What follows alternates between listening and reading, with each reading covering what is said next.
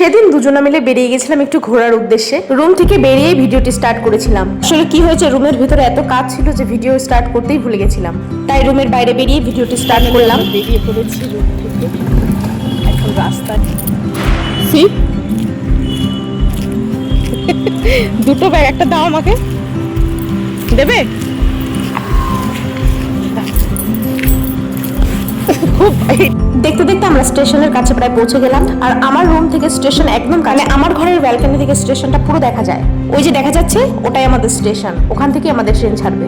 আমরা যাব ওখা এক্সপ্রেসে, আর আমাদের গন্তব্য হলো সোমনাথ। এই দেখো, আমি স্টেশনে পৌঁছে গেছি। আমাদের কামরাটা পড়বে পেছনের দিকে, তাই পেছনের দিকে চলে যাচ্ছিলাম। এদিকে কিন্তু পুরো ভিডিওটাই আমাকে আমার বর করে দিচ্ছিল। চলো এবার তোমাদের আমার বরের সাথে আলাপ করিয়ে দিই। এই হলো আমার বর। আমি আর আমার বরই যাচ্ছিলাম সোমনাথে বাবার দর্শনে।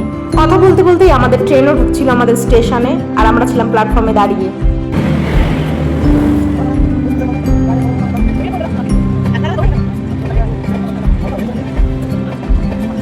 আমরা ট্রেনে উঠে বসে পড়লাম। আমাদের গন্তব্যে পৌঁছাতে প্রায় সময় লাগবে 7-8 ঘন্টা। আমাদের ট্রেন ছিল রাত 10টার দিকে, আর আমরা পৌঁছবো পরের দিন সকালে। আমরা পৌঁছে গেলাম আমাদের গন্তব্যে। আমি ট্রেন থেকে নেমে একটু চা খেয়ে নিচ্ছিলাম। আজকের মতো এখানেই শেষ করি। দেখা হচ্ছে পরের ভিডিওতে নতুন কিছু কথা এবং ভিডিও নিয়ে। ততক্ষণ ভালো থেকো।